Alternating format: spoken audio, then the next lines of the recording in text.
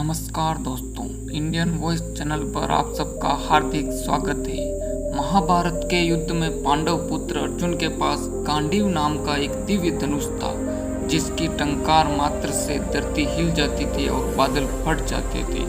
और एक ऐसा तरकस था जिसके बाण कभी खत्म नहीं होते थे। इसे अक्षय तरकस कहते थे। अब सवाल यह उठता है कि कुरुक्षेत्र के इस युद्ध में अर्जुन के पास कैसे आया यह चमत्कारी धनुष। इस संबंध में हमें दो पौराणिक कथाएं मिलती है। पहली कथा है, कौरव और पांडवों के बीच जब राज्य बंटवारे को लेकर कलह चली तो मामा शकुनी की अनुशंसा पर धृतराष्ट्र ने खांडवप्रस्थ नामक एक जंगल को देकर पांडवों को कुछ समय तक के लिए शांत कर दिया। पांडवों के समक्ष अब उस जंगल को एक नगर बनाने की चुनौती थी। यमुना नदी के किनारे एक बीहड़ वन था जिसका नाम खांडव वन था। पहले इस जंगल में एक नगर हुआ करता था, फिर वह नगर नष्ट हो गया और उसके खंडहर ही बचे थे। खंडहरों के आसपास वहां जंगल निर्मित हो गया। भगवान श्री कृष्ण अर्जुन को खांडव वन ले जाते हैं और वहां वे उस वन खंडहरों को दिखाते हैं। अर्जुन ने पूछा कि हम इसे कैसे अपनी राजधानी बनाएंगे। तब श्री कृष्ण विश्वकर्मा का आह्वान करते हैं और विश्वकर्मा प्रकट होते हैं कि हे प्रभु, इस खांडव प्रस्थ में मायासुर ने नगर बसाया था जो आज खंडहर हो चुका है। मायासुर यहाँ के चप्पे चप्पे को जानता है, तो क्यों नहीं आप उसी से राजधानी बनाने को कहते हैं। तब श्री कृष्ण कहते हैं कि इस वक्त मायासुर कहाँ मिलेंगे। फिर विश्वकर्मा मायासुर का स्मरण करते हैं तो वे प्रकट होकर पूछते हैं कि हे प्रभु, आपने मुझे क्यों याद किया। तब विश्वकर्मा कहते हैं कि ये श्री कृष्ण और अर्जुन है और ये यहाँ एक नगर का निर्माण करना चाहते हैं। यह सुनकर मायासुर अति प्रसन्न होता है और वह श्री कृष्ण, अर्जुन एवं विश्वकर्मा को एक खंडहर में ले जाता है। खंडहर में एक रथ रखा होता है। मायासुर कहता है कि हे श्री कृष्ण, यह सोने का रथ पूर्व काल के महाराजा सोम का रथ है। यह आपको आपकी मनचाही जगह पर ले जाने के लिए समर्थ है। उस रथ में एक गदा रखी होती है, जिसे दिखाते हुए मायासुर कहता है कि ये कोमुद की गदा है, जिसे पांडव पुत्र भीम के अलावा और कोई उठा नहीं सकता। इसके प्रहार की शक्ति अद्भुत है। गदा दिखाने के बाद मायासुर कहता है कि यह गांडीव धनुष है। यह अद्भुत और दिव्य धनुष है। इसे दैत्यराज वृषपर्वा ने भगवान शंकर की आराधना से प्राप्त किया था। भगवान श्री कृष्ण उस धनुष को उठाकर अर्जुन को देते हुए कहते हैं कि इस दिव्य धनुष पर तुम दिव्य बाणों का संधान कर सकोगे। इसके बाद मायासुर अर्जुन को अक्षय तरकस देते हुए कहता है कि इसके बाण कभी समाप्त नहीं होते हैं। इसे स्वयं अग्निदेव ने दैत्यराज को दिया था। इस बीच विश्वकर्मा कहते हैं कि आज से इस समस्त संपत्ति के आप अधिकारी हो गए हैं। पांडुपुत्र अंत में श्री कृष्ण कहते हैं कि मायासुर, तुम्हारी इस कृपा का हम प्रतिदान तो नहीं दे सकते, लेकिन हम वचन देते हैं कि जब भी तुम हमें संकट काल में स्मरण करोगे तो मैं और अर्जुन तुरंत ही वहां पहुंच जाएंगे। मायासुर यह सुनकर प्रसन्न हो जाता है। बाद में विश्वकर्मा और मायासुर मिलकर इंद्रप्रस्थ नगर को बनाने का कार्य करते हैं। दूसरी कथा, पौराणिक कथाओं के अनुसार एक ऐसा धनुष, तीर और तरकश है जिसका कभी नाश नहीं हो सकता। यह तीर चलाने के बाद पुनः व्यक्ति के पास लौट आता है और तरकश में कभी तीर या बाण समाप्त नहीं होते। सबसे पहले ऐसा ही एक तीर राजा बलि के पास था। भृगुवंशियों ने राजा बलि से विश्वजीत के लिए एक यज्ञ करवाया।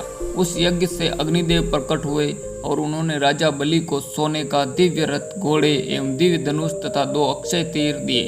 प्रहलाद ने कभी न मुरझाने वाली दिव्य माला दी और शुक्राचार्य ने दिव्य शंख दिया। इस प्रकार दिव्य अस्त्र शस्त्रों से सुसज्जित होकर राजा बलि ने इंद्र को पराजित कर दिया था।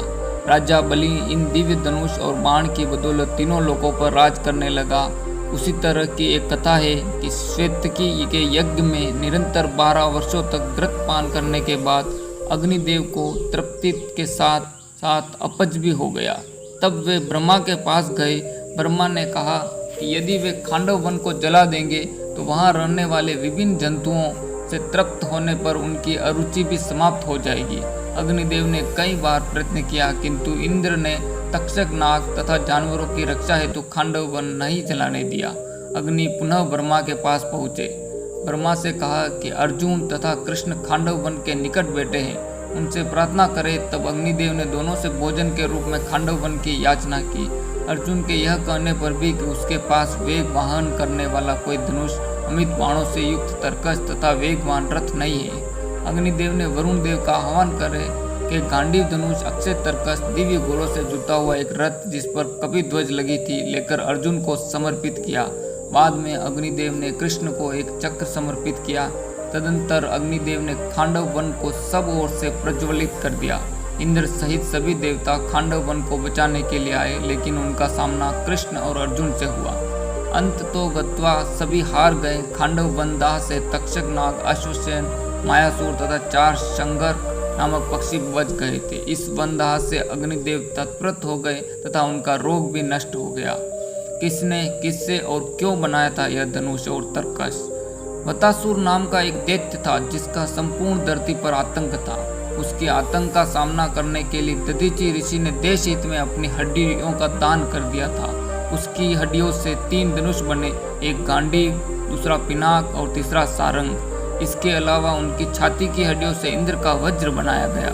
इस सभी दिव्यास्त्रों को लेकर वतासुर के साथ युद्ध किया और उसका वध कर दिया गया। कहते हैं कि इंद्र ने यह वज्र कर्ण को दे दिया था। पिनाक शिव के पास था जिसे रावण ने ले लिया था। रावण से यह परशुराम के पास चला गया। परशुराम ने इसे राजा जनक को दे दिया। राजा जनक की सभा में श्री राम ने इसे तोड़ दिया था। सारंग विष्णु के पास था। विष्णु से यह राम के पास गया और बाद में श्री कृष्ण के पास आ गया था।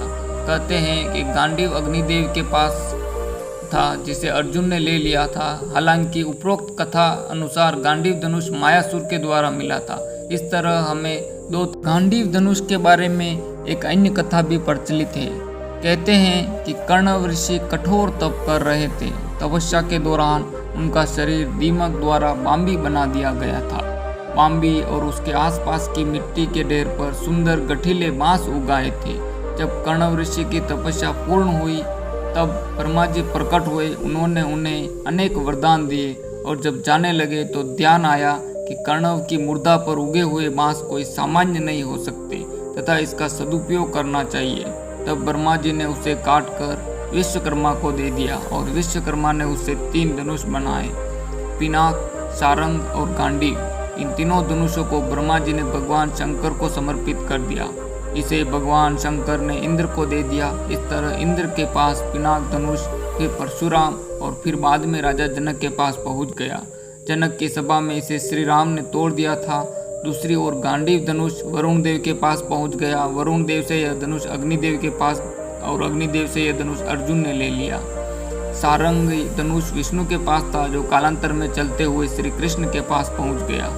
गांडीव धनुष, कहते हैं कि गांडीव धनुष अलौकिक था। यह धनुष वरुण के पास था। वरुण ने इसे अग्निदेव को दे दिया था और अग्निदेव से अर्जुन को प्राप्त हुआ था।